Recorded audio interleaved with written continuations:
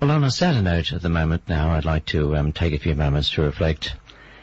It was yesterday with such sadness that I learnt of the passing from this life of a very wonderful friend and a former schoolmate of mine from Morris Brothers, Cogra, and I refer to the late Michael Tynan. Now, that name, of course, needs no introduction from me.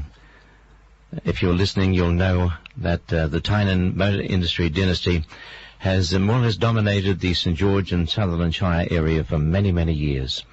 And wherever you go, there's always a Tynan dealership somewhere, selling all the different makes and brands and models of cars.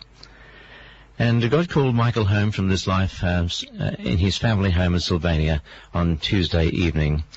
He had been suffering for a long time for cancer, and in the last couple of years he found it difficult to carry on, but nonetheless, being the stronger man that he was, he certainly did do that and lived for his God and his family.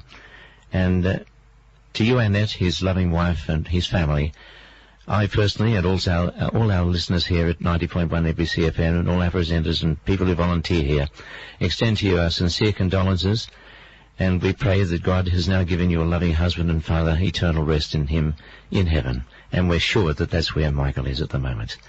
I don't know how many model cars he'll be trying to buy and sell up there in heaven, but the list will be long, of course, I'm sure. And Michael was one of those men that you just got to know and you got to befriend, and he befriended so many thousands of people over his lifetime. And I'd like to share this special tribute that has been paid to him from the Leader newspaper during yesterday, and it is prepared by a gentleman named Peter Christopher, who was the CEO, or who is the CEO of the St. George and Sutherland Medical Research Foundation and former publisher of the Leader newspaper. And he paid a special tribute to the late Michael Tynan, who passed to God at the age of 80 years of age on Tuesday evening. He writes, Michael Tynan was an entrepreneur, businessman, philanthropist, influencer, and above all, a family man. He was the prototype Shire man, self-made, hard-working, no airs and graces, humble but respected, no pushover. Whether through the car industry or politics, Michael's presence in a room could often be a showstopper. Michael was the type of person who walked into a room and people wanted to gravitate to him. I saw it happen many times. He and his wife Annette would attend an event and very soon they were surrounded. I suspect that a serious history of Sutherland Shire Council would actually be a biography of Michael Tynan. Interestingly, he refused all offers from family and authors to have a book written about him. Michael's successful life and career ran parallel with the rise of the Shire as one of the few nationally identified regions of Australia. He grew from a small businessman to big business through an unrelenting work ethic, a characteristic that defines the new money Sutherland Shire. His prosperity was also the Shire's. But the unique aspect of Michael's life is that he didn't retreat from public life as many others do as their businesses grow. Rather, he gave back.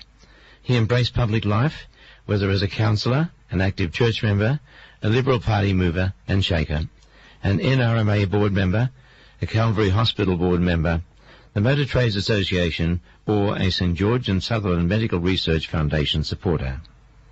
And through it all, he wore humility as his badge of honour. Michael had the disarming way of taking the limelight away from himself. Giving him a compliment resulted in a hoarse laugh and then deflection to another topic. Michael told me once that he had good luck in his life. I don't think luck had anything to do with it at all. At a time when he was entitled to sit back, relax, and reflect on his successes, he was still extremely busy. It was only recently that he was travelling regularly to Asia on business, checking out the latest on the car industry or sealing deals. And remarkably, it didn't matter where he was, Michael always made time to return calls from anywhere in the world. Michael inculcated a love of community in his business and family. It's part of the Tynan DNA because Michael insisted on it. Michael's impact on politics in the Shire cannot be overstated. And while he would deny being a kingmaker, few decisions were made in the Liberal Party without reference to him. He saw the party as the small business party, and therefore a natural fit with his own experience of life. But for all his public presence, there was one private priority: his family. He delighted in talking about his family and their successes. For outsiders, it was fascinating to see the Tynans in full flight, whether they were Tynans by birth or had married into the family. The Tynan family name is now a national brand or trademark. But to all people who knew Michael, his closing 2 words at the end of any conversation were, "God bless," and it will always be his trademark. So it is fitting now to say in return to you, Michael Tynan, God bless.